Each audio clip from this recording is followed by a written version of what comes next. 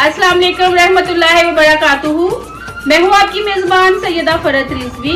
नजर डालते हैं इलाकाई और इंटरनेशनल खबरों पर। रायविंड से हमारे ब्यूरो चीफ राना मोहम्मद जमान जोया की रिपोर्ट के मुताबिक बारिशों का मौसम शुरू होते ही रायविंड इंतजामिया की कारकर्दगी अवाम के सामने। रायविंड सैनमा रोड पर बारिश और सेवरेज के गंदे पानी की सूरत हाल।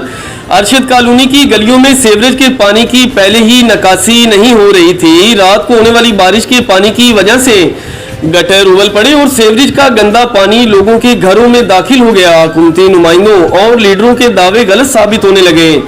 रायविंड इंतजामिया बिल्कुल खामोश तमाशाई, सिर्फ कागजी कार्रवाई तक काम महदूद और रोके की आवाज। रायविंड पूरे शहर के अलावा खासकर अरशद कॉलोनी की सेवरेज का निजाम बिल्कुल दरम बरहम हो चुका है।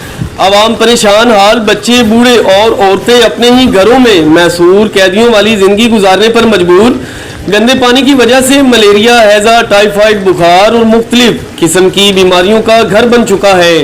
रायविंड इंतजामिया मेट्रोपॉलिटन कारपोरेशन बल्दिया के chief officer assistant commissioner Raiwind से अवाम की पुरजोर अपील है कि मसले का आज खुद नोटिस लेकर इसे हल करवाया जाए और खासकर सीवरेज लाइन में निकासी आपको यकीनी बनाया जाए।